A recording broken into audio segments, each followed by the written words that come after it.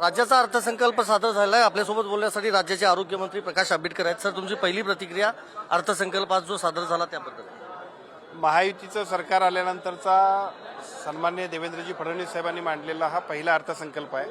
मी मनापासून त्यांचं राज्याचे मुख्यमंत्री आणि अर्थमंत्री म्हणून अभिनंदन करतो की अतिशय शेतकरी असतील, सामान्य नागरिक असतील आणि सर्वच क्षेत्रातल्या सर्व लोकांना न्याय देणारा एक अतिशय उत्कृष्ट अर्थसंकल्प त्यांनी सादर केला की ज्याचा उपयोग महाराष्ट्राच्या प्रगतीसाठी आणि विकासासाठी होणार आहे. तुमचं प्रामुख्यानं आरोग्य खातं आहे, ग्रामीण भागापासून शहरी भागाशी निगडीत आहे. आरोग्य खात्याला काय मिळालं नेमकं? आपण बघितलं असेल आज घोषणांमध्ये सगळ्यात महत्त्वाची घोषणा एशियन डेव्हलपमेंट बँकेच्या माध्यमातून 4,500 कोटी रुपयाचा एक अतिशय चांगल्या पद्धतीचं निधीची उपलब्धता होते की ज्याच्यामध्ये कॅन्सर असेल, हार्ट असेल, या सगळ्याचा निदान करण्यापासून इन्फ्रास्ट्रक्चरमध्ये 6 ते 7 जिल्हा रुग्णालय सुद्धा आपण निर्माण करतोय की त्या सगळ्यासाठीच्या निधीची मान्यता आजच्या बजेटमध्ये आपल्याला मिळाली आहे. एक महत्त्वाचा मुद्दा होता, लाडकी बहीण योजना बंद होणार म्हणून विरोधक प्रसार करत होते.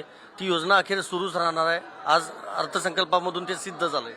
आपण बघितलं असेल की राज्यासमोर अनेक आर्थिक अडचणी असताना सुद्धा सन्मान्य मुख्यमंत्र्यांनी एका बाजूला सर्वसमावेशक अर्थसंकल्प जाहीर केला, परंतु ही लाडकी बहीण योजना अशीच सुरू राहणार आहे आणि त्याच्यासाठीच्या निधीची तरतूद आपण केलेली आहे याची सुद्धा घोषणा केली. त्यामुळे आता विरोधकांच्या ज्या काही कल्पना आहेत त्या कल्पना हवेत विरतील आणि लाडक्या बहिणी ज्या आहेत त्या निश्चितपणे आम्हाला आशीर्वाद देतील. लाडक्या बहिणी आपल्याला आशीर्वाद देतील अशी प्रतिक्रिया आरोग्यमंत्री प्रकाश आंबेडकर यांनी दिलेली आहे. व्हिडिओ जर्नलिस्ट सतीश कदमसह मी संदीप रासगोळकर, पुढारी न्यूज, मुंबई.